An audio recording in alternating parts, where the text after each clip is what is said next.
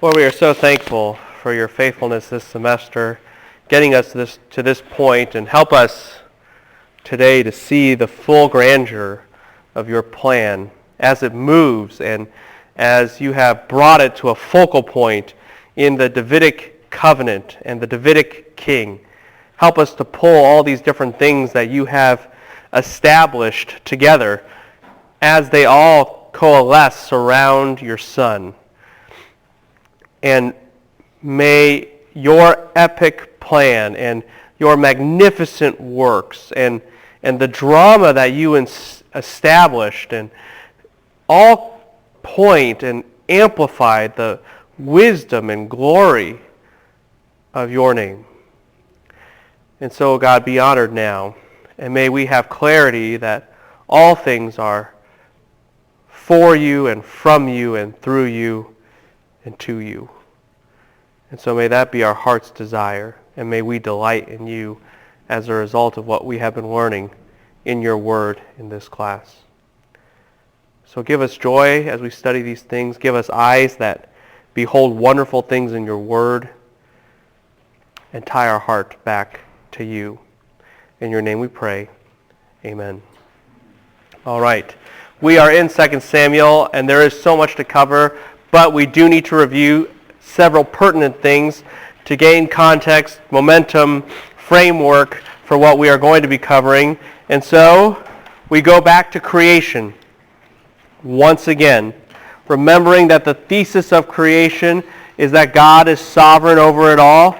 He indeed is Elohim, and he will be glorified in it all, as it is all holy unto the Lord. Of course, Satan challenges this, and that raises the kind of agenda and mechanism by which God moves, found in Genesis 3:15. That is, that there will be a seed, a king, preserved in the line of the woman.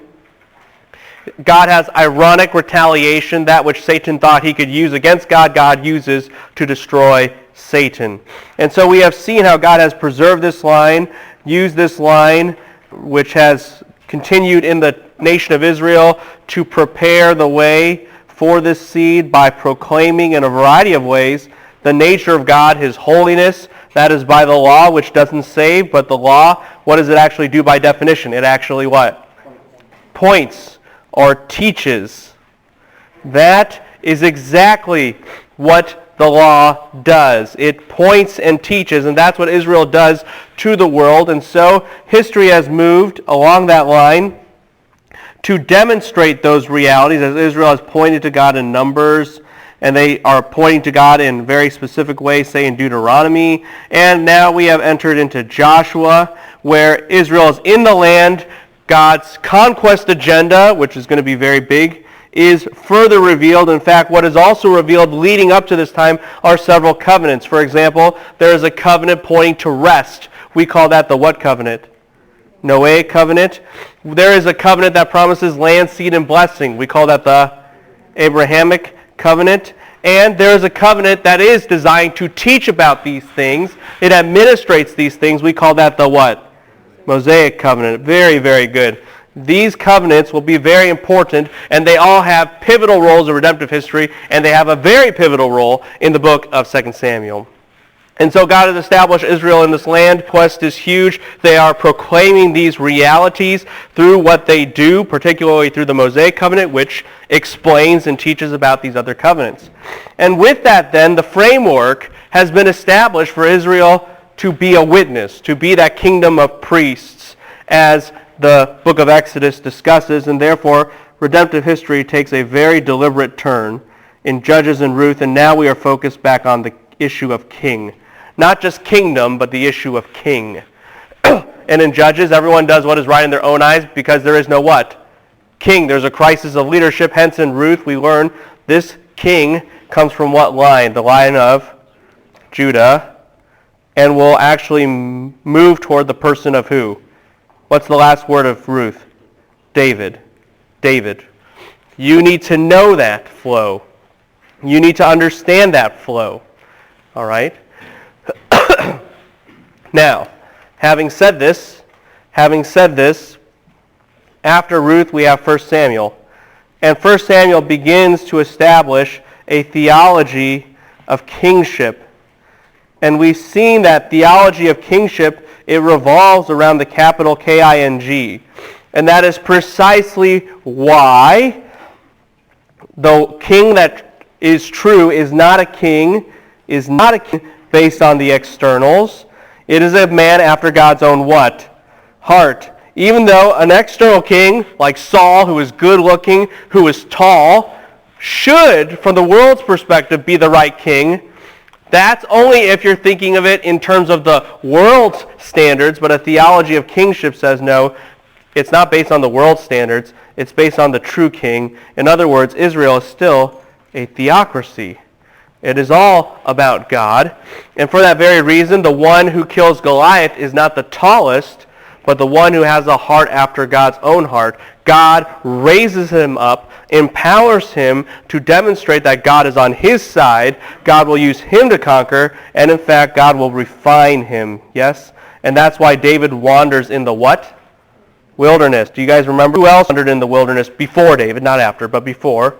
The nation of Israel. And so David's wanderings is like Israel's what? Wanderings. In fact, they both struggle with the issue of bread, do they not? Yes? And they struggle with obeying God's word. This sets up the reality that the wilderness establishes a corporate what? Solidarity. Very good. Between the king and his people. But we've always seen that, yes? Remember, starting in Genesis 3:15, we saw that with the seed and the line of the seed. But we also saw that with Judah. Remember Judah in the Judah-Joseph story? When did Judah really act like a king? When he said to Joseph, you let Benjamin go, I will stay what? In his place. Yes? There is a corporate solidarity, a substitution, a representation that takes place. Boaz, likewise, by his heroic actions of embracing Ruth in solidarity, demonstrates his kingship. And so it's without surprise that David, having corporate solidarity with Israel in the wilderness, is part of his refining process to make him a true king. So what we've seen so far is there are these very foundational aspects of kingship. Foundational aspects of kingship. That it's all about the king. That it involves the priestly line and cleaning them up, and that there are certain things that herald the king's arrival, like a barren woman giving birth, yes, to a herald who is a permanent Nazirite and all this kind of stuff. Do you guys remember us talking about that? I know it was a long time ago, like last week. But you guys should recall a little bit of this stuff. The king, God, has laid out how he will announce his king, and that's why it's very Christmassy in nature. And all this has been moving forward to the point where now Saul has died. He has died defending the land to set up for David to come in. And so the foundation is there, and now we are in 2 Samuel, and now we need to see how the infrastructure of kingship is further established. The infrastructure of kingship is further established. And that brings us to 2 Samuel itself. Authorship and setting, we've talked about this before, that this might revolve around the time of David, showing that David is a legitimate king, why he's a legitimate king, and the nature of his kingship. Hence, theological theme, God prepares his king. God prepares his king. In relationship to the contents of the book, here is how you need to think of the flow of the book. Ready? What you have, I guess you could say, are several F's. I thought about this one time when I was walking with my kids around the block looking at Christmas lights. The first F is fusion. David is just a shepherd boy running away from Saul at this time, even though positionally he should be king. Do you guys remember that? God told Saul, hey, you're no longer king. And the idea is, give it to David. But Saul refused to do so. He's like Lord Denethor. All right. But you have to practically fuse David with the role of a king. You have to practically fuse David with the role of a king. And so the first part of the book is showing these major elements of what a king will do and what a king should be and should do. They are now fusing, joining with David. Not by his own strength, not by his wit, but by God's might. Does this make sense to everybody? So there's fusion. Then the second stage, formulation. Oh, actually, I guess there's four F's. Formulation, okay? Formulation. That's the Davidic covenant. So everything starts to fuse with David. Then there's formulation, the Davidic covenant, which is huge. Third, failure. Most of the book of 2 Samuel concentrates on David's failure. I think that might surprise us a little bit, but it's true. And there's a reason for that, and that's the fourth, future. Future. The whole book revolves around, hey, first we see, whoa, there's the hope. We see that, wow, David, he's starting to act like a king. There are things coming together that show that he's a true king. There's even promises in the formation of the Davidic dynasty that demonstrate the power of this kingship. By the way, I'll say this again later, but in case I don't, you should know it now. The Davidic covenant is like the covenant that rules them all. It's like the ring in Lord of the Rings. It really is. If you control this thing, you control everything. I'll prove it later on. But that's how it's formulated. And so we have that formulation, but then the question is, what man can fulfill the Davidic covenant? And the answer is no man. No man. That's the failure. And David and Bathsheba and everything there should show you, no man. No man can. The question is, did God then negate his promises to Israel? Did God negate his promises to humanity? Did God negate his promises that he made? And the answer is no. There's a future. And the last couple chapters of 2 Samuel are so important because they show the future. David understands everything. He understands the fusion, the formation. He understands his own failure. And he knows what secures the future for him.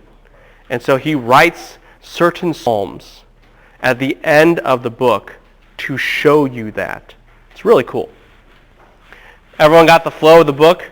This establishes the nature of a theology of kingship. And in relationship to the original audience, sure, they would know that David's the true king. Sure, they would learn a theology of kingship. Absolutely.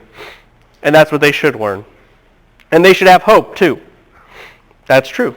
All those things are true. And in relationship to the generations beyond that, letter C, there are so many individual lessons you learn in 2 Samuel. But you fundamentally learn how God is going to act. How God is going to act in the Davidic king, who is ultimately Christ. That's what you learn. You learn how powerful that is going to be. Okay? And you learn what it's going to take to be a true Davidic king. And it's really cool. It's really cool. I hope to show you that toward the end. Because then it will make sense of the rest of the Old Testament and what the Old Testament predicts. It'll make sense of the rest of the New Testament.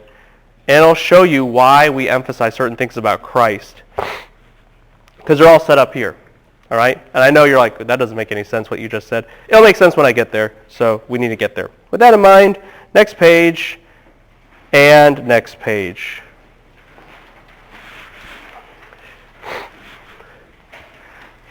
Oh, I forgot. Any questions? All right, good. So, 2 Samuel 1. Main point. God begins to officially mold David into the real king of Israel. God begins to officially mold David into the real king of Israel. We call this the fusion, to use an F. All right? Now, 2 Samuel 1. 2 Samuel 1. And what we're going to do, or what I'm going to try to do, is I'm going to try to write some major things on the screen that David must have, that any true king of Israel must have. All right? This will be very important for later. So I'm going to talk about these passages, but they set up structurally in this narrative kind of a parallelism and some major ideas that will be undone, sadly, later on in the book. But nevertheless, for that very reason, these are pivotal things. So, David's purity and the death of Saul and his sons, chapter 1. Are we there? Chapter 1, are we there? So, Saul's dead. We know that. And there's this guy who comes up to David, bows down before him, Now think about that. Remember with me a little bit. Who bowed down before to somebody? Anyone remember?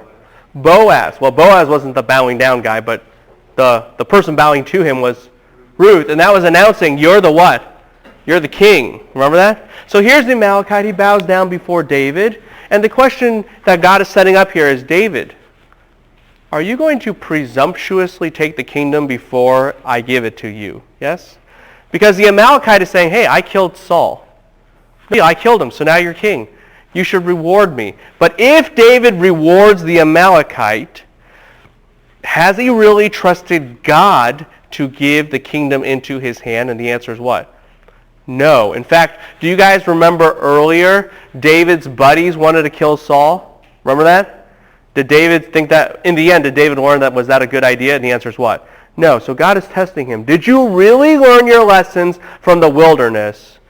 And what does, and the fact that this guy, anyone know his nationality? He's an Amalekite. Is he a good guy or a bad guy? Bad guy. Remember, what did God say he's going to do to all the Amalekites? What? Kill them out. Wipe them all out. Who was supposed to wipe out the Amalekites but failed to do so? Saul. So the question is, David, this is all like a big, big test. Did you learn your lessons from 1 Samuel? Does this make sense? You're going to kill this Amalekite like you should? Are you going to take matters into your own hands like you shouldn't? And David, what does he do? He kills the what? Amalekite. He says, how dare you raise your hand against the Lord's what? Anointed. Did David learn his lesson? Yes. And so because David learned his lesson, he finally passes the test. And this tells you something. God has always been about the what? The heart. He has always been about integrity of his king. That has always been the foundation of kingship. We even cover that a ton right here. So, this is like pillar number 1. You must know that. Now, there's a lot more to be said in this text, but I just want to point something out to you. Do you notice in verse 17 and following of chapter 1, David has a funeral lament? Do you see that there? Okay. So much going on here. Oh, man. And it's almost irresistible not to talk about it, but I have to use every bone in my body to resist, otherwise we won't finish. But do you notice how it talks about 2 things, since I couldn't resist? Okay, so 2 things. First, do you notice how it says, tell it not in Gath and all this kind of stuff? Do you see that in the text? Later on, and you'll just need to know this, and I'll say it again in OT Survey 2, and you'll understand it better, but later on, this same song will be sung about the Davidic dynasty. David is giving a funeral lament for Saul and his dynasty. What's a funeral lament? You sing that when somebody is dead. The Saulite dynasty is what? Dead. So later on in Micah, when they're singing this same song about the Davidic dynasty, what does that imply? The Davidic dynasty also has what? Has what? Died. You guys got it. And that's why you're going to need somebody born in Bethlehem to raise the Davidic dynasty from the what? From the dead. That's what's going on there. That's why Jesus has to be born where? In Bethlehem. He's the new what? David, to raise up the new Davidic what? Dynasty. Does this start to make sense to everybody? So you need to know this song for that reason. Here's the second reason. Do you notice, like in verse 21, it talks about, hey, let there be no dew on the mountains of Gilboa, no rain, all this kind of stuff. You see that? This is curse language. Blessings for what? Obedience. Curses for what? Disobedience. David's saying, we're disobedient people. We deserve to be cursed. This place should be cursed. And here's what you start to look at and understand. Creation is tied with curse and king. Creation is tied with curse and king. And that shouldn't surprise us. Why? The original king of this earth is God through who? Adam. Yes? Who was supposed to rule over this what? Creation. And so when Adam fell, what happened? Creation what? Fell. And so when a king who is in that line or supposed to be in that trajectory dies, it's like creation dies what? With him. It reacts with him. Does this make sense to everybody? David is establishing that theology here. Now, zoom forward. Zoom forward to the New Testament. You tell me where you actually see this. Okay, back up before Romans 8, something more obvious. The earthquake and everything happening when who dies? When Jesus dies. Have you noticed? Earth shakes. Darkness fills the what? Sky. Why? Because when a true king dies, the king that God has tied with his creation, as the one who is truly Lord of all creation, creation will and must react. Does this make sense to everybody? David is establishing that theology here. We got that? All right, good. Next chapter. David becomes king over Judah. This begins to demonstrate that David is the true king. God is fusing him with that role. Point 3, end of chapter 2, we begin to see that there's this interesting battle between David's men and Saul's men. Do you guys remember that story where each of them takes a sword and they kind of stab each other, but in the end, David's men have the advantage and win? Do you guys remember that story? This shows you another aspect of the king, and that's military. Okay? The king will have military might. In fact, one leads to the other, doesn't it? Because David honored God. God now is honoring David, installing him as the king. Yeah, it's over Judah, a part, but it's growing, it's building, and he's given him military success. Y'all with me on this? Right? We have to keep going. Next page. So, the fourth point. David begins to overpower Saul's house. What happens now is there is unrest in Saul's house. Saul's son Ishbosheth accuses Abnor, who is Saul's general, of kind of treason, basically, because he says that Abnor slept with a concubine. Do you guys remember Reuben slept with his father's concubine? Remember that? Or his father's maidservant, and that was considered kind of like, hey, I'm the next guy, but he gets kicked out for that. Do you guys remember that? This is exactly what Ishbosheth has accused Abnor of. And so Abnor gets mad, and he says, I'm transferring my allegiance and the whole kingdom to who? To David. You all with me on this? And so that transfer process begins, and it looks really great. Everything's going smooth until who kills Abnor?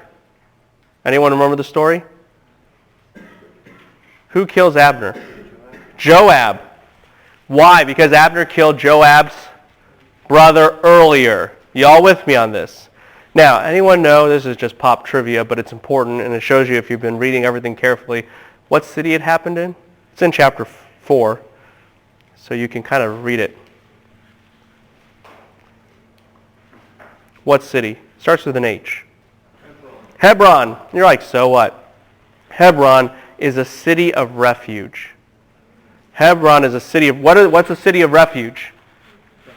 Where you run if you did an accidental what? Murder. Yes? So technically, this is like in tag.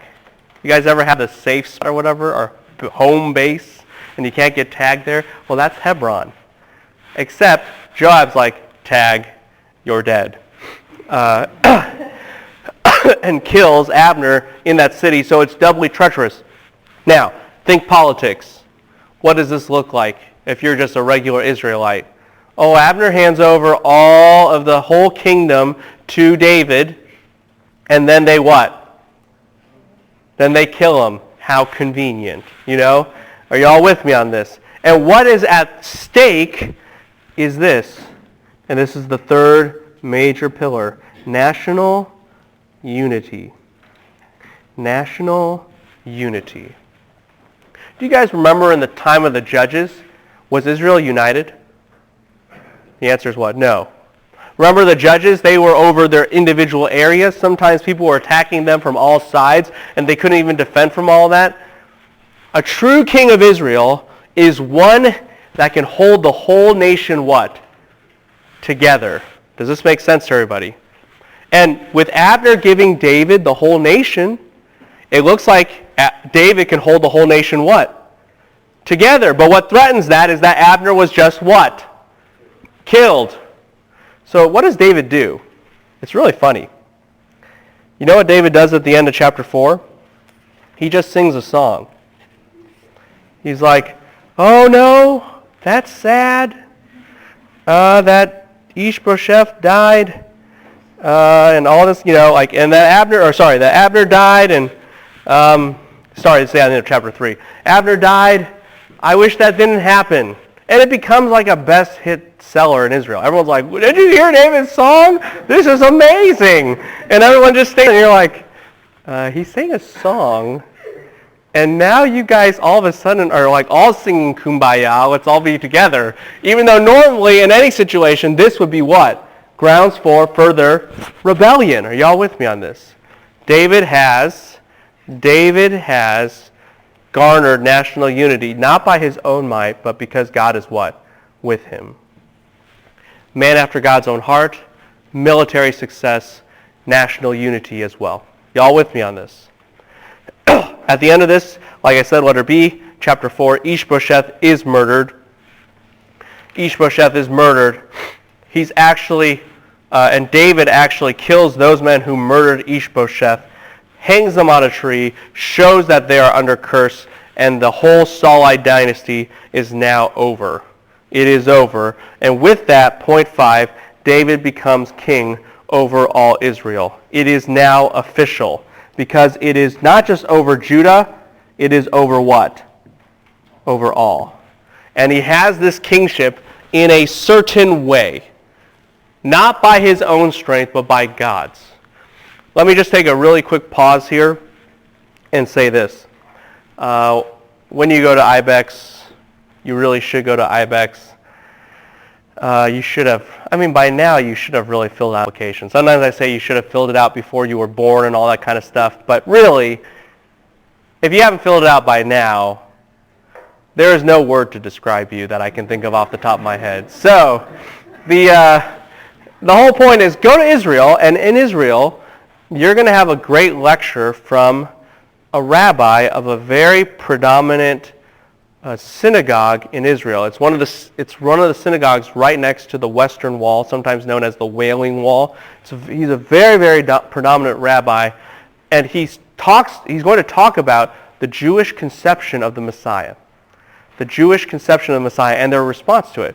And one thing that he says that's really interesting is, first, it's always the Christians that know their Bible and understand the Messiah better than the Jews.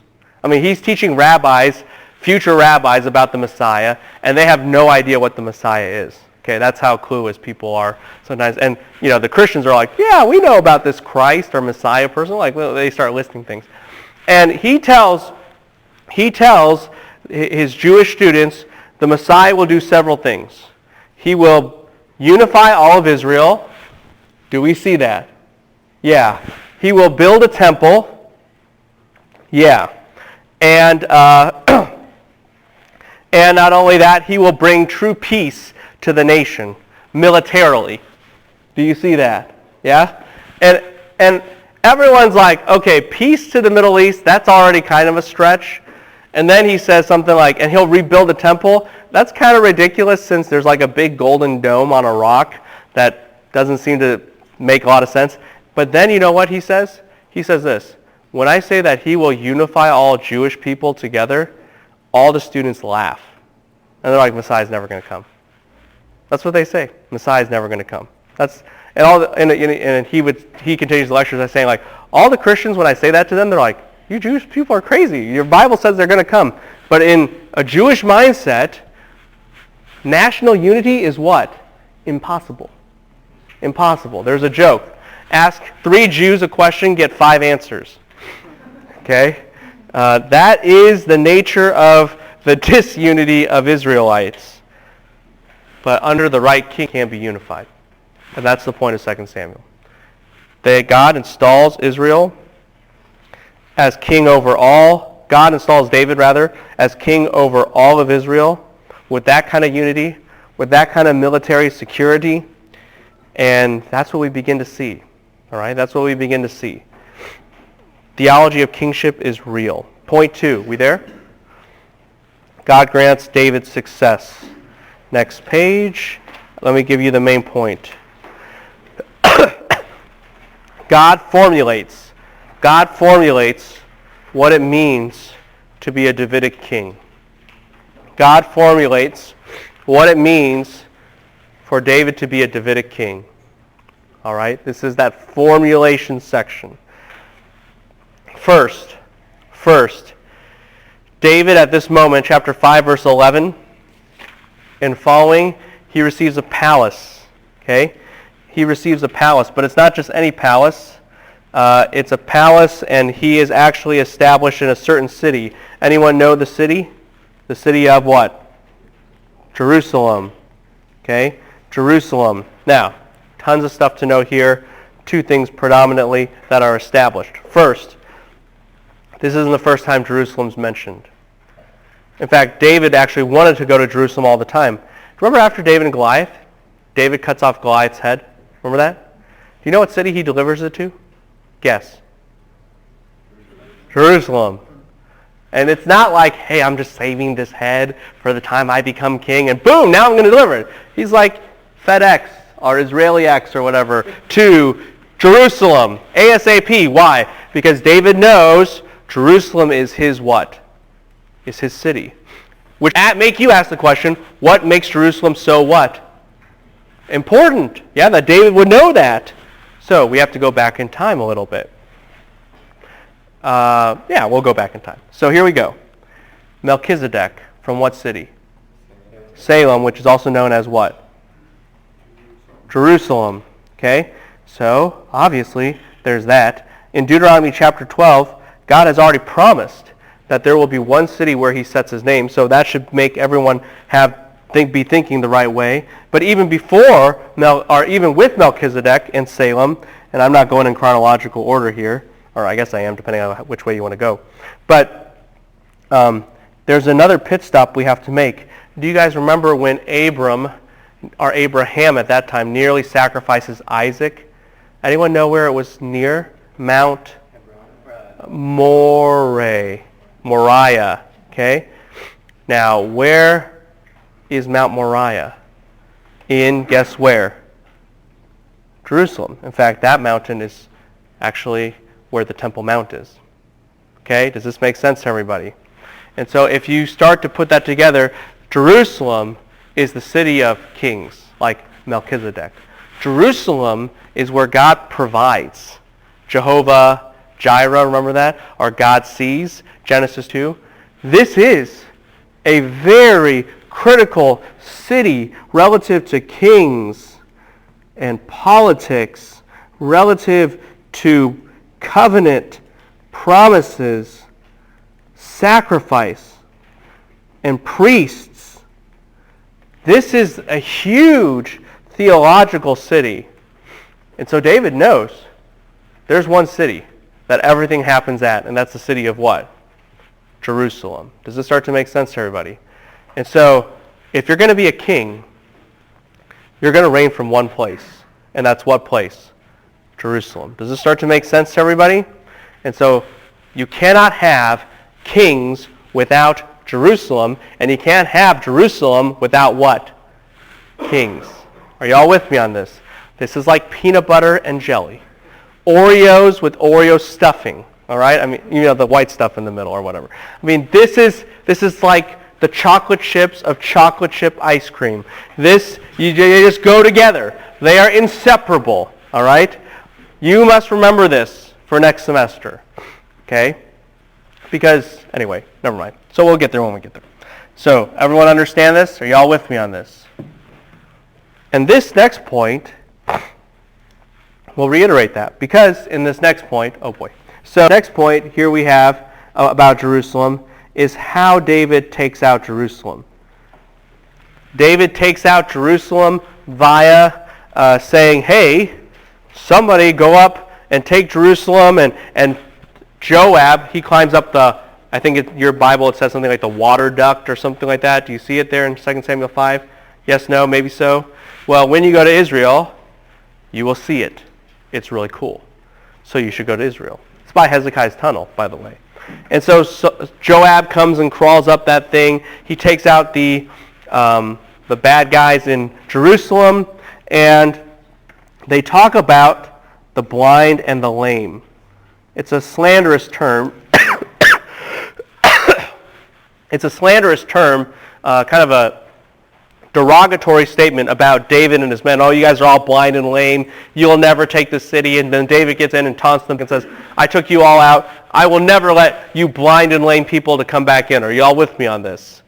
Blind and lame. Very important. Turn with me to Matthew, because this is going to be picked up. And if you've been following the whole discussion about the importance of Jerusalem, kings must always be with Jerusalem, this whole notion of the blind and lame, Matthew 21 will make a whole bunch of sense. So, in Matthew 21,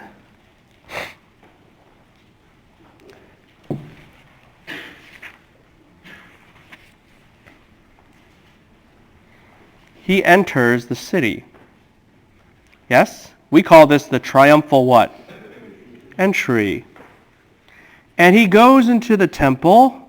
Everyone see it? And what does he do when he gets into the temple? Chapter 21, verse 9 and following. What does he do?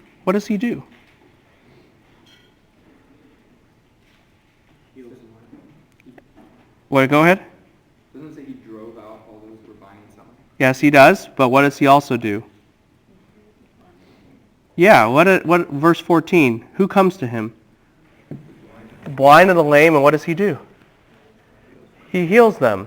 Where have you heard blind and lame before? David says, the Jebusites who are in Jerusalem. You guys are blind and lame. You'll never come in. David comes in and says, I will never let the blind and lame ever come into this city because you guys are all losers and I got rid of you. And then Jesus says, you're right. The blind and lame will never be in this city. Why? Because I healed them all. I healed them all. I one-upped David. Does this make sense to everybody? And all of this happened when Jesus entered what city? Jerusalem. You cannot have a king without Jerusalem. And Jerusalem can never be fulfilled without its what? King. And so Jesus comes in and says, this is my town. This is my town. This is my capital. This is my city. Blind and lame, you're gone. In a good way. Does this make sense to everybody? If you understand the theology of 2 Samuel 5 as it is connecting back, then you will understand what is going on in the triumphal entry of Matthew 21. Are you all with me on this? Does this make sense to everybody? All right, good. Let's keep going. Now, point 3. David brings the ark to Jerusalem. Now, at first this might sound good, but as David's bringing the ark to Jerusalem, you know the story. It gets kind of tossed and turned a little bit on that wagon. Somebody touches it and they what? And they die. You tell me, what went wrong? And why is that important? Yeah. Yeah, first and foremost, ark is not supposed to be on cart. And you may be like, but maybe they forgot. I mean, it could be a careless mistake. Look, the things have poles on it. Okay, it comes with poles included. And if you are David, you are not just thinking, oh, what are those poles doing there? I know, they're so we can lift it on a cart easier. That is not the idea at all. Does this make sense to everybody? This is obvious. There are poles. Why? What do you do with these poles? You use the poles to carry the what? The ark. So you tell me, why did David want to put the thing on a cart, even though he knew better? Faster. Yeah. Why did he want it to go faster? Because he wanted God in his city what? Faster. He was treating the ark like a good luck what? Charm. Like a trophy for himself. The ark is about who? I mean, after all, we see this in Jericho. We saw this in the conquest. We saw this in everything. The ark is about who? God. He treated God like a good luck charm. In other words, instead of putting the king over, the capital K-I-N-G over, the lowercase K-I-N-G, David what? Reversed the relationship. Yes? And what does God say to David? No. You're not the capital K-I-N-G. Who is? God is.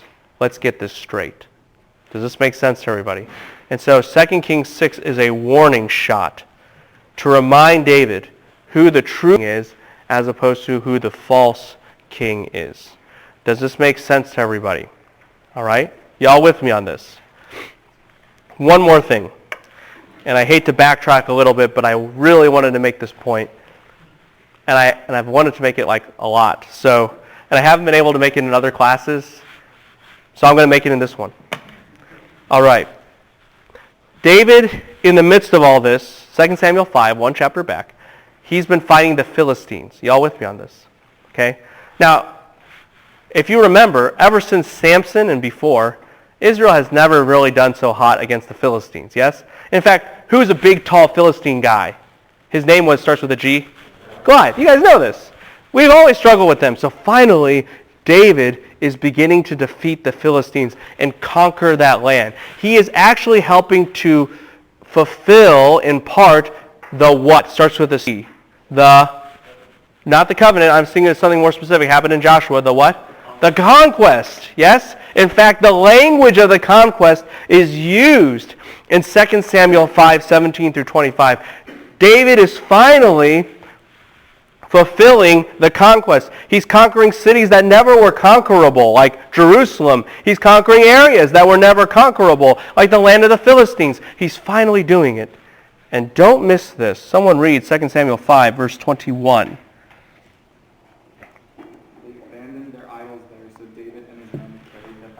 Everyone hear that? The Philistines abandoned their idols there, and what does David do? He carries them what? Away. He's ridding the land of what? Idols. And now you start to see the true nature of a Davidic king. Oh yeah, he's going to have the United Kingdom, military blessing, a man after God's own heart. For that very reason, he has his capital, and he's going to conquer the land, not just to gain possession of it, but to cleanse it. But to cleanse it. Did you get that? David will actually, or is supposed to actually, rid the land of anything that opposes God.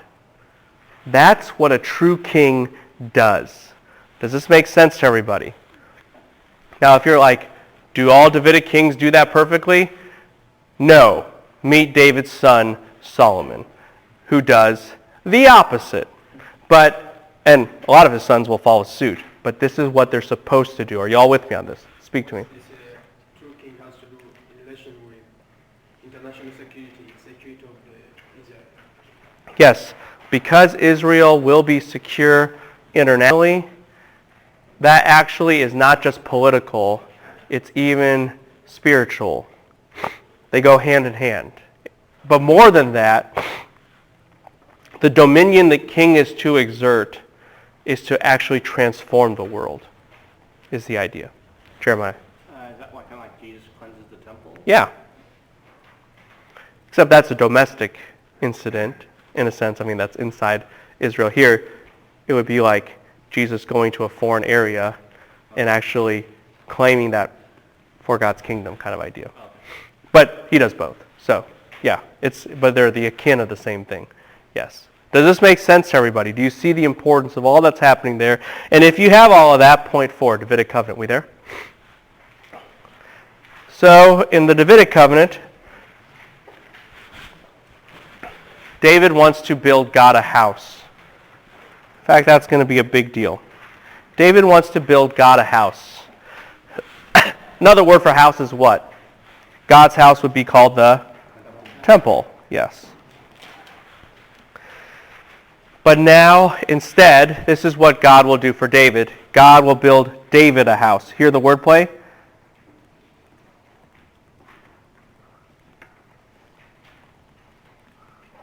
You should hear the wordplay. David built God a house. God will build David a house, i.e. a dynasty. And we need to understand how this Davidic covenant works. All right? How this Davidic covenant works. And so here we go. chapter 7. Let's start with verse 9. All right, somebody start reading it out loud. I have been with you wherever you have gone, and have cut off all your enemies from before you. And I will make you a great name, like the names of the great men who are on the earth. Stop. I will make for you a great name. Where have you heard this term, great name, before? Abraham. Remember that? At the Tower of Babel, people wanted to have a what? A great name. They can't. God gives that to who? Abraham. And now he gives it specifically within Abraham to who? David. In other words, the Davidic covenant is linked and fulfills the Abrahamic what? Covenant. Keep going, keep reading. I will also appoint a place for my people Israel, and will plant them that they may live in their own place and not be disturbed again, nor will the wicked afflict them any more as formerly. Okay, stop right there. Place. I'm going to plant them in a land. Where have you heard that kind of promise? Okay, two places. One is Abrahamic what? Covenant. So the land promise of the Abrahamic promise is tied to the what? Davidic covenant. Y'all with me on this? Furthermore, planting Israel in a land is actually found in Exodus. The Davidic covenant is the fulfillment of the Exodus. Okay? The Davidic covenant is the fulfillment of the Exodus. Do you guys remember me even saying that David, at one point in time, he made a statute and a judgment, and the only person before who could do that was who? Moses. And so, David and his role will be the one who fulfills the Mosaic role. The Exodus is connected with the Davidic covenant. Keep reading. Even from the day that I commanded judges to be over my people Israel. Stop. Okay. The Davidic covenant is actually tied with what era and the fulfillment of what era? Like when God appointed what? Judges. Now, why did God have to appoint judges, and why was Israel cursed before? Because what's cursed indicative of in the covenant? That you what? Disobeyed. Disobedience leads to what? Cursing. Obedience leads to what? Blessings. So actually tied with this is the reality that the Mosaic what? Covenant is tied with the Davidic covenant. Are y'all with me on this? So far we have Abrahamic covenant tied, Mosaic covenant tied. What's the only other major covenant we've left out so far? Noahic covenant. Y'all with me on this? Read next phrase, please. And I will give you rest. Stop. And that is the what? Noahic covenant. You need to understand this. Everyone see how we read that text? Verses 9 through 11. You need to know everything in Israel's history, all their covenants are tied to the what? To the Davidic covenant. Are y'all with me on this? This is the covenant that rules them all. If you have the power of the Davidic covenant, you control all other covenants. And you're like, but what about the new covenant? I mean, that's a cool covenant. I like that covenant. And maybe that's better than the Davidic covenant. Well, think of it this way. Who established the new covenant? Christ. Jesus. He controls the new covenant. Why? Because he controls the Davidic covenant, and the Davidic covenant controls what? All covenants. Does this start to make sense to everybody? It is the covenant that controls them all. The new covenant might be the covenant of fulfillment, but the Davidic covenant is the one that manages all other covenants. It's the ring of Lord of the Rings. It's really that powerful. If you control the Davidic covenant, you regulate every single promise God has. That's what you do. You regulate all promises that God has. That's pretty cool. Now, how is that going to happen? Glad you asked. Read verses 12 through 14, someone please. When your days are complete and you lie down with your fathers... Stop. What does this mean? David is going to what? Die. So is he the one who fulfills the Davidic covenant? The answer is no. Keep going. I will raise up after your descendant after... Stop. your descendant. This is actually the word seed. Where have you heard that word before? Genesis 3:15. Why? Because the promise of Genesis 3:15 is now officially tied with this what? Covenant. Keep going. Who will come forth from you, and I will establish his kingdom. Okay, by the way, who will come forth from you, that's language exclusively used with Abraham to show that this other establishing the Abrahamic covenant. It ties back to seed, which go back to Genesis 3:15. Keep going. He shall build a house for my name. Stop. What is this king going to do? This ultimate king. He's going to have a kingdom. He's going to build a what? A house. You're like, oh, Solomon did that. Yes, but the Messiah will also do that too. That's why Ezekiel, just jot this down, Ezekiel 40 through 48 talks about the Messiah building a temple. Why? Because it's promised. It's what Messiah is going to do. Keep going.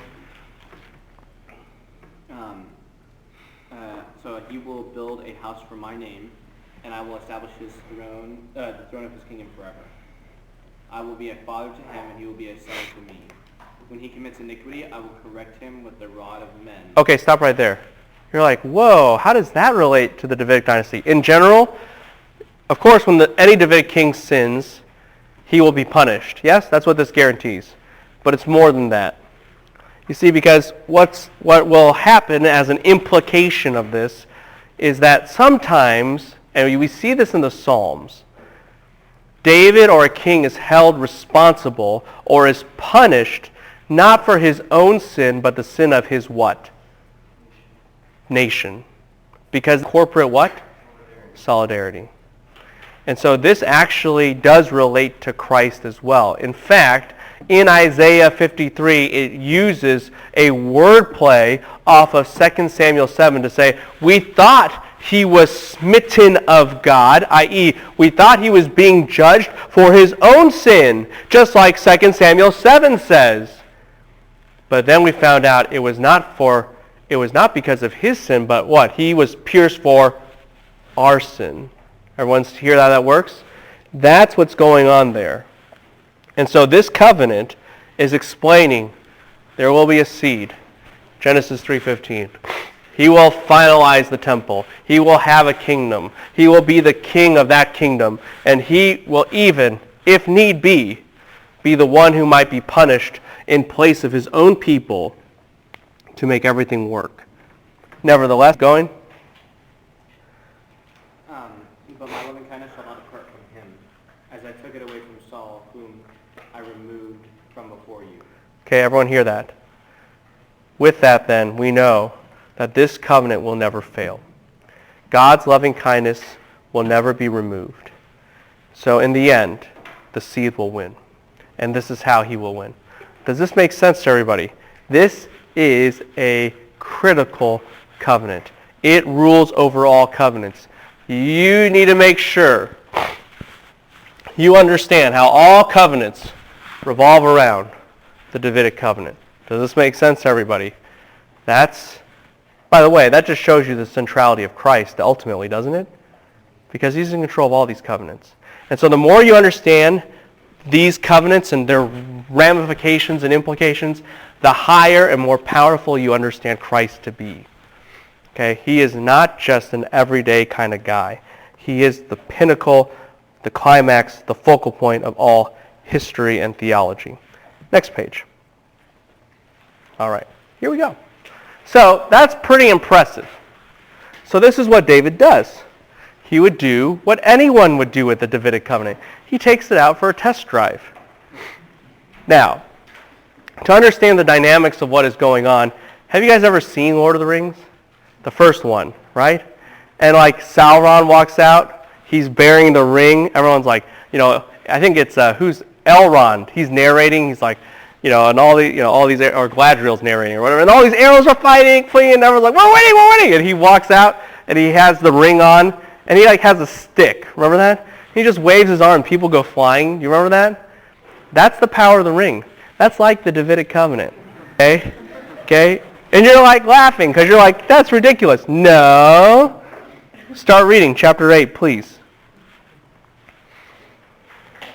Now after this it came about that David defeated the Philistines and subdued them, and David took control of the chief city from the hand of the Philistines.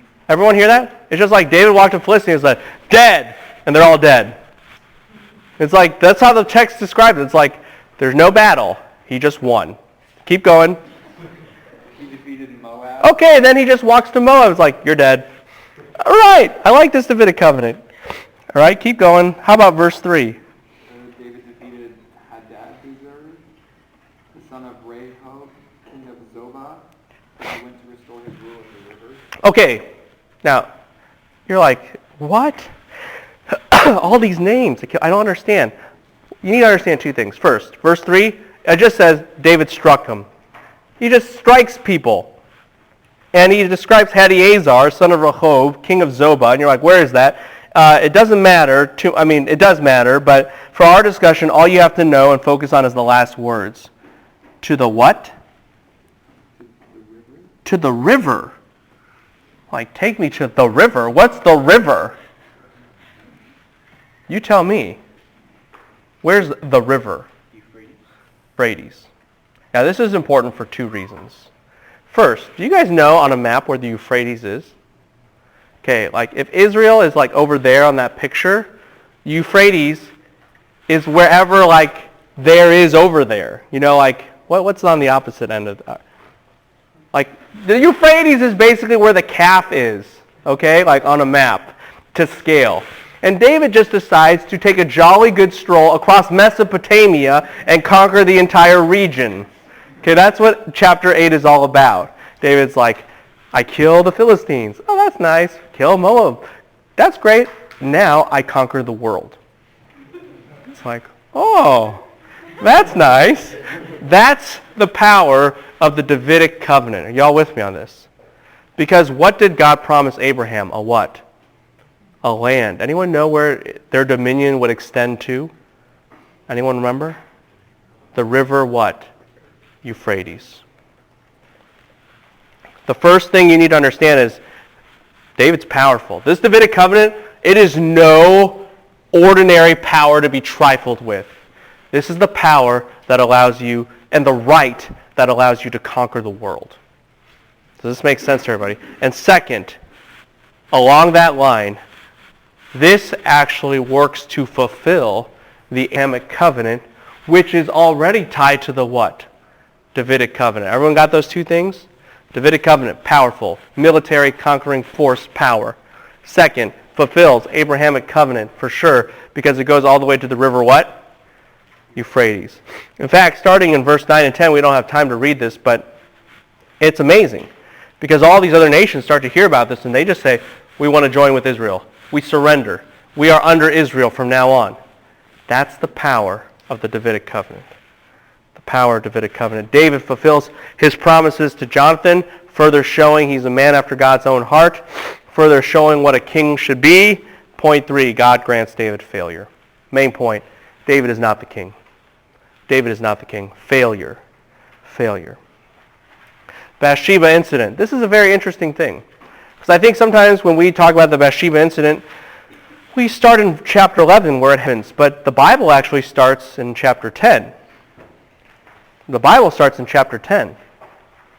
And what happens is, you guys remember the story, David sends these guys out to show his sympathy, pay his respects about somebody's death, and the king shaves their beards and cuts their robes. You guys remember that story? Shames them. Do you guys remember that?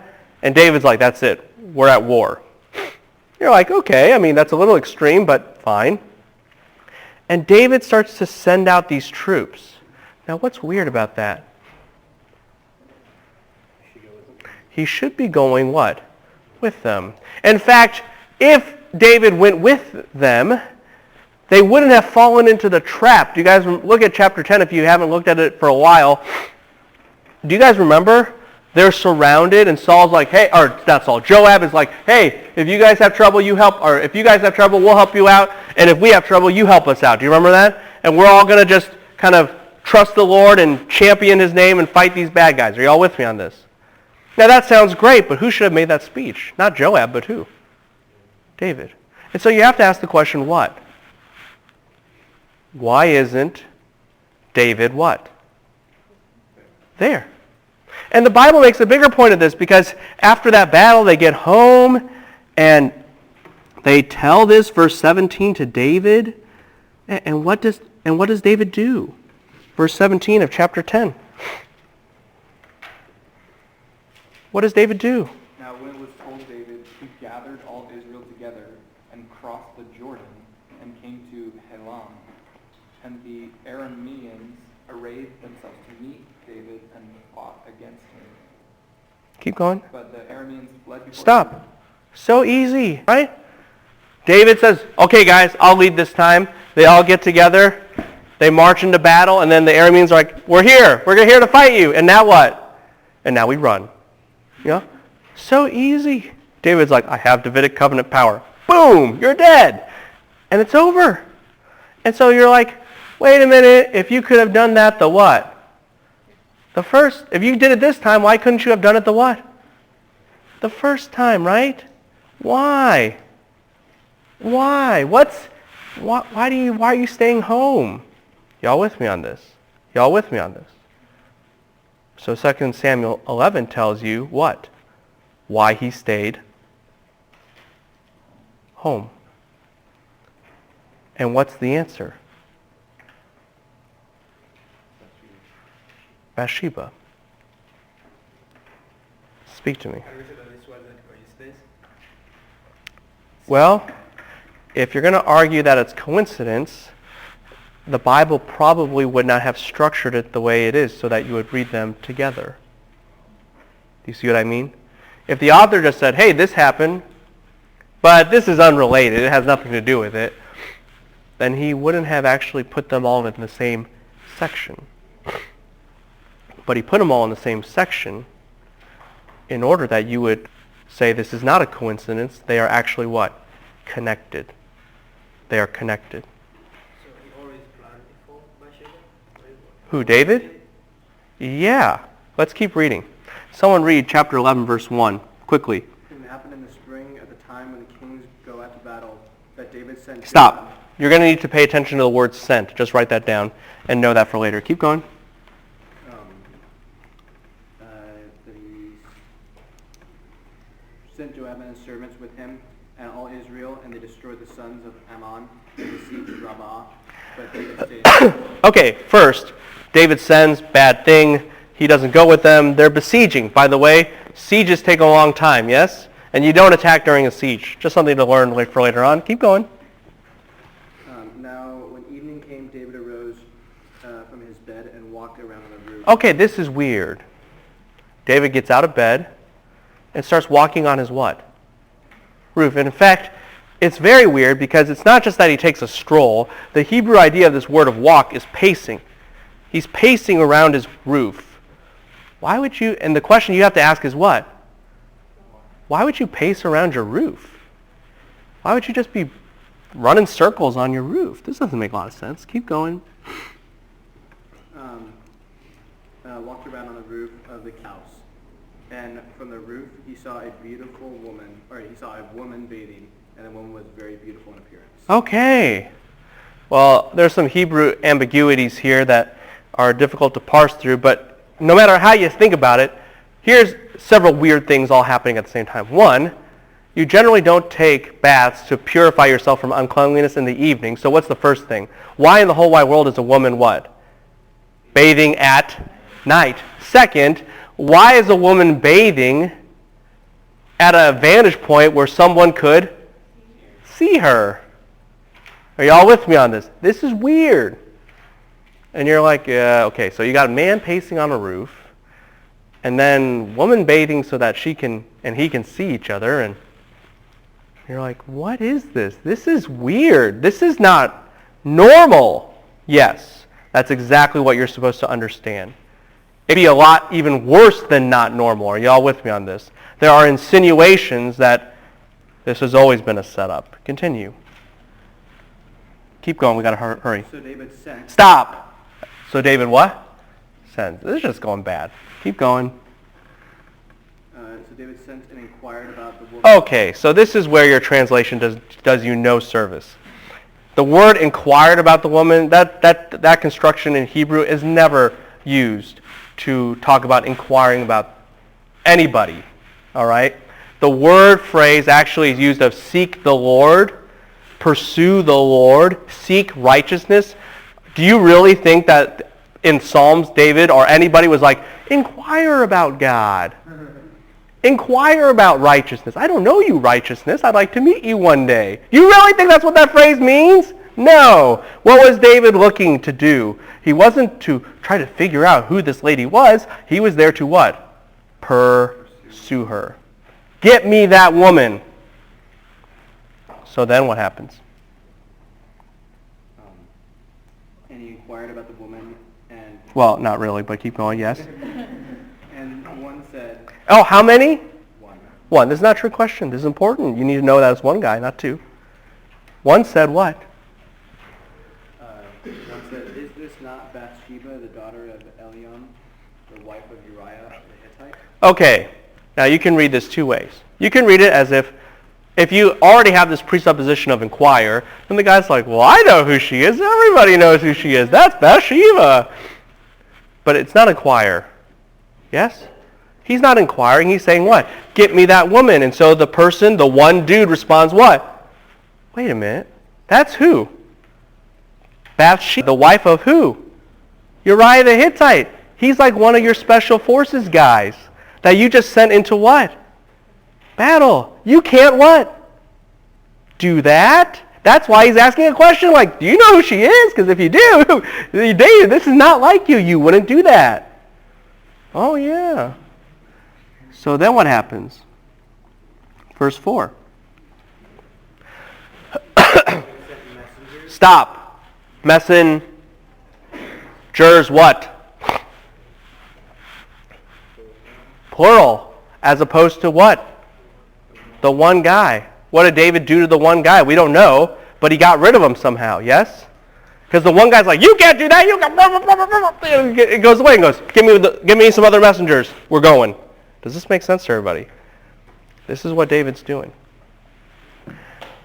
The woman comes. You guys know what happens from there. She gets pregnant. So David sends for somebody else. Who does he send for? Joab to send who? Uriah home, yes? Because he wants a cover-up, yeah? But Uriah, does he go home? You guys know this. He stays. So what does David do? He gets Uriah what? Drunk. So maybe Uriah drunk will make a bad decision and go what? And go home. I mean, if you actually read what Uriah says, you're just like, this is the most convicting stuff for David. Uriah's like, how could I abandon my troops out there? You're like, David, are you listening to this guy? Because that's what you're doing. And so I would have to sleep with them, and I shouldn't go and enjoy some time with my wife or whatever, and all this kind of stuff. I mean, his words ironically condemn David. Are y'all with me on this? And even when he's drunk, does he go home? And the answer is what? No. Uriah drunk is better than David what? Sober. That's what the text is making the point of. Uriah drunk is better than David sober. So then what David does, he knows that that's not the avenue to go. So then he again, guess what? Verse 18, he what? He sends. He sends again. He sends in order to get rid of Uriah. And he gives Uriah orders to just go and attack the city. Now you tell me, why is that dumb? Yeah, you're besieging a city. So what should you just do? Nothing. You just stay there until the city starves, yes? But now David commissions an attack, which is inherently suicidal and not what... Are y'all with me on this? And so they pull forward. Uriah is in command. And you have to understand this from an ancient Near Eastern perspective, even a biblical perspective. Is this a place of honor for Uriah? Yeah. Uriah thought, David this whole time has been what? Testing me to see if I was worthy to lead this what? Attack. See that? And so he pushes forward thinking that he's defending the king's honor and that he has the best place beside the king. And as everyone's retreating, he's thinking they're cowards for not being courageous for David, even as David is doing this to what? To kill him. And David has a perfect setup. Does this make sense to everybody? That's how deep it goes. But if you're like, well, that's nasty. Oh, you have not seen anything yet, my friend. So, Uriah's not the only guy to die in this attack. Other people are there to die. And so Joab says, what are your orders now? And David says, keep attacking. Why? Because if you only attack one time to kill Uriah, everyone knows what? You did it to kill who? Uriah. So he has to order more attacks. And more Israelites have to what? Die. To cover up that he killed the other guy. Are you all with me on this? David isn't just guilty of one murder. He's guilty of several other, maybe dozens more, maybe hundreds more murders to cover up that one murder. Are you all with me on this? That's what he orders Joab to do. But here's the kicker. Remember send? What does our buddy David, well, I don't know if he's our buddy, but he kind of is our buddy. So who does he send for in verse 27? After the time of mourning passed, what? David sent, and he gathered who? Bathsheba to his what? House. And you're like, well, of course, because that's who he always wanted. No. Read it in light of what's going on. What do the people see? Here's a widow. She has no husband. She has no protection. So David makes her his own what? Wife. Where have you heard that before? Boaz. David, you're living up to your grandpops. You're like Boaz, the hero, the noble one. You're finally doing what a king should do. Now that is devious, isn't it? And you're like, dude, this guy's got to go down. He is pure evil. And this is my favorite phrase, chapter 12, verse 1. What does it say? Boom. Yahweh sent. My turn. Yeah? And you're like, yes. You're like, this is good. And unfortunately, we've got to keep going. So, do you understand? There's no way on the planet Earth or on Mars or anywhere that this man could be king. Yeah? Y'all with me on this? And Yahweh sends, and now things go down.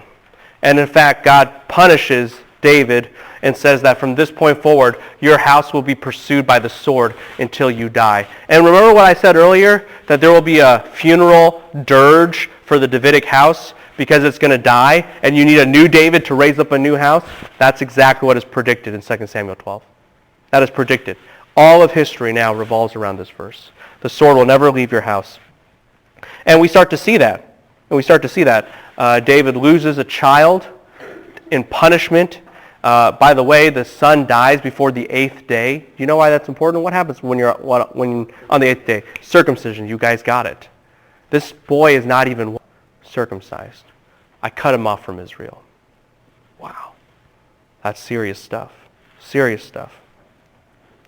But then there's another child born. His name is Jedediah, also known as Solomon. And you now know, God, even in judgment, will still be what? Faithful. The line will continue. Well, in any case, we got to keep going. Next page. I don't know what page we're on, but point 2, household trouble, Ammon, Tamar, all that kind of stuff. We there? We there? All right. So, David thinks he's impenetrable right now, yeah? But God is going to get him. God is going to get him. Ammon commits rape. Just like basically who committed rape? David. And so David can't kill who? Ammon, because if he kills Ammon, he should what? He should die. By the way, do you understand, since David should have died, what he means when he says in Psalm 51, you have not delighted in sacrifice, they do not atone, otherwise I would have given them? Why? Because he knows. I should have what? I should have died. But I know the nature now of your true forgiveness.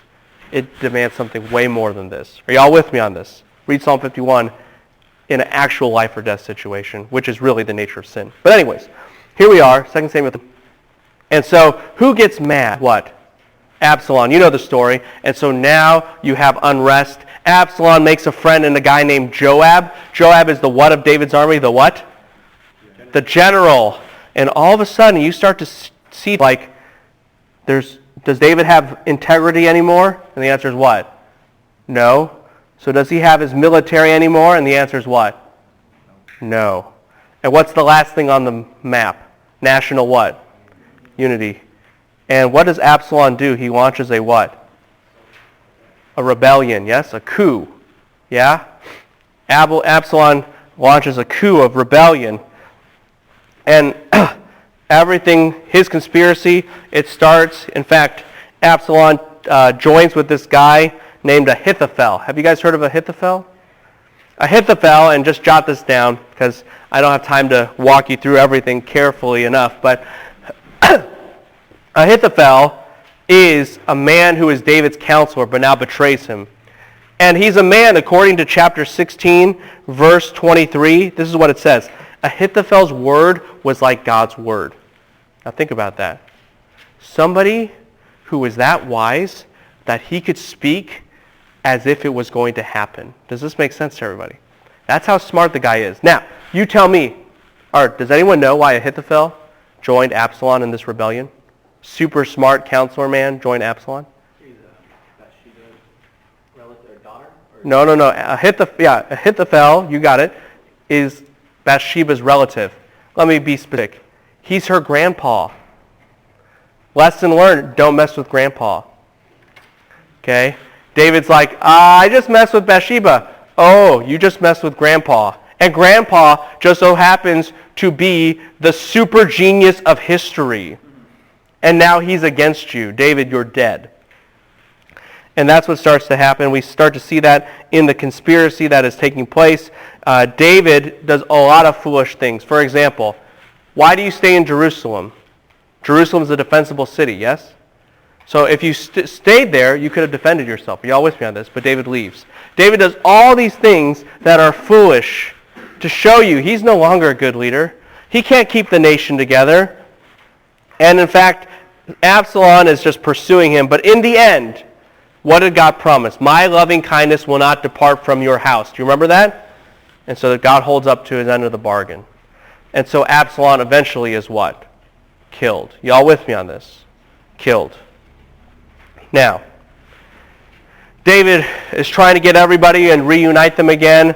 And here's point 4 on, page 189-ish. We there? So you have one rebellion, Absalom's conspiracy. David barely escapes all of that. And then, after David kind of gets some control together, what happens in point Sheba's what? Sheba's what? Revolt. Another revolt. Let me ask you this question. Is there national unity? And the answer is what? No. And that's technically how the book ends. It's like, and there was chaos in the land. The end. You're like, what? That's a terrible ending. Yes, because it shows you, is David the right guy? And the answer is what? No way. And that's why there is an appendix at the end of the book. Next page. Appendix at the end of the book. Here's the main point. The theological summation and hope for the Davidic dynasty. The theological summation and hope for the Davidic dynasty. The theological and summation of hope for the Davidic dynasty. Now, just focus on points 1, 2, 3, 4, 5, 6 in the overview. You there? You see what I'm looking at? Okay? Everyone you see what I'm talking about? 1, 2, 3, 4, 5, 6 in the overview. Do you see that in your notes? Okay. This is a chiasm, where the first thing parallels the last thing. Second to last thing parallels the second thing. Third to thing parallels the third to last thing. You all with me on this? So, let me explain how this works. Point 1. The king is the law bringer. He's the one who upholds. Cursed is the one who hangs on a, guess what? On a tree. He's the one who upholds that law. Okay? But here's what you also learn. As he's the lawbreaker, David is not the right guy. That's point 2. That's why he needs all those heroes. Because he can't do it on his what? Own. He's not the right guy. So the question is, well, if he can't do it on his own, who does he need? Point 3. He needs the capital K-I what? N-G. He needs the king. He sings a song to say that it's not me that's the true king. It's not me that is everything. It's God. He's my refuge. He's my strength. In fact, in the second song he sings, these are his last words in chapter 23. This is what he says. He says, "This is not with my house," verse 5, "but there is an eternal covenant." There is an eternal covenant. That's the reason why I know this will happen. He knows, and this is the center of the chiasm, it's not me that makes this happen, it's who? The capital K-I-N-G, God what? Himself. Y'all with me on this? And so, in point 4, David's victories through his mighty men, they come from who? Guess who? God. Y'all with me on this? And in point 6, do you guys remember that God strikes Israel with a plague because David disobeyed? He didn't census. You guys remember that? The reason that this happens is David is supposed to collect money from that census according to Exodus chapter 20, Exodus 30 verse 12. They are supposed to collect money from the census to build a tabernacle, to help build and maintain the tabernacle. David doesn't do that. And so God strikes Israel with a plague. Yes, there's corporate what? Solidarity. When David sins, the whole nation what? Suffers. Are you all with me on this?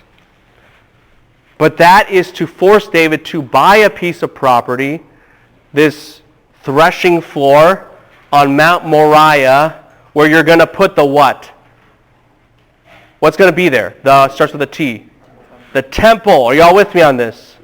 And God pushes David to explain the solution. I can't do it. Yes? I know who can. Who is it? The capital what? K-I-N-G. So I need that king to what? Come down. Where? And through. Through what? What is David supposed to build? Or what is David to set up to build? The what? The temple. Yes? God must come with what? Us. That's the only way this kingship will be what? Fulfilled. Are you all with me on this? Put it this way. What is David? No man can fulfill the Davidic covenant, yes? You need God to come down. And God has to be with us. And for that very reason, think about this with me. Isaiah chapter 7. What is the prophecy? A virgin will conceive and call his name what? Emmanuel. What does Emmanuel mean? God what? God with us. That is the true fulfillment of the Davidic dynasty, and David knows it. And that is why the ending of 2 Samuel is so important. It shows it's from God and to God in the end, and that even the Messiah must be who? Must be God. And that's exactly what God wants us to understand about his Son. Have a good day.